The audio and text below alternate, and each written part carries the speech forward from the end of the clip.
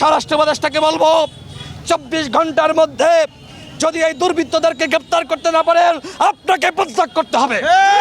আপনার মতন ব্যক্তি আমাদের দরকার নাই যে আমাদের নিরাপত্তা নিশ্চিত করতে পারে না। ঢাকা ৮ আসনের প্রার্থী উসমান হাদিকে টার্গেট করে তার মাথায় গুলি চালানো হয়েছে।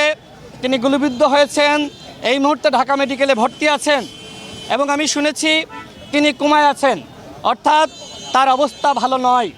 আমরা আল্লাহর কাছে দোয়া করি উসমান হাদি যাতে সুস্থ হয়ে আমাদের মাঝে ফিরে আসেন। আমরা দেখেছি আওয়ামী ফ্যাসিবাদের বিরুদ্ধে তিনি কিভাবে বলিষ্ঠ ভূমিকা রেখেছেন। আমার কাছে মনে হয় এই কারণেই তাকে টার্গেট করে এই ধরনের ঘটনা ঘটানো হয়েছে। আপনারা জানেন 50 জন প্রার্থীকে টার্গেট করে কিলিং করা হবে, এ ধরনের ঘটনা ঘটা শুরু হয়ে গেছে না?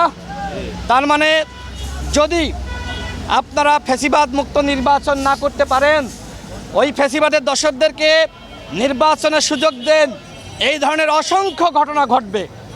নির্বাচনকে কেন্দ্র করে এবং নির্বাচনে অংশগ্রহণ করার সুযোগ পেয়ে তারা কিন্তু মূলত নির্বাচন করবে না।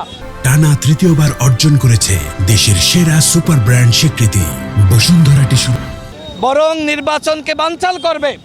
আজকে উসমান হাদিকে যেভাবে গুলি করা হয়েছে, আমি এখানে দাঁড়িয়ে কথা বলছি, আমাকেও তো টার্গেট করে গুলি করা হতে পারে না?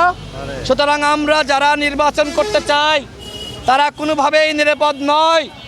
অন্তর্বর্তীকালীন সরকারের উদ্দেশ্যে বলতে চাই, আপনারা কি করলেন? এই 16 মাসে কেন নির্বাচনের পরিবেশ তৈরি করতে পারলেন না? আজকে আমার ভাই রক্তাক্ত বাঁচবে কি মরবে আমরা কেউ জানি না। আগামীকাল তো আমিও মারা যেতে পারি, আগামীকাল তো আমিও গুলিবদ্ধ হতে পারি। সুতরাং আমি স্বরাষ্ট্র উপদেষ্টাকে বলবো, এর আগে নুরুল হক নূর সহ আমাদের উপরে হামলা করা হয়েছিল, আপনি বিচার করতে পেরেছেন। বিভিন্ন সময় আমরা আক্রান্ত হয়েছি। চট্টগ্রামের একজন প্রার্থী, তার গণসংযোগেও গুলি করে একজনকে হত্যা করা হয়েছে। বিভিন্ন জায়গায় দুর্বৃত্তরা গণসংযোগে হামলা চালাচ্ছে।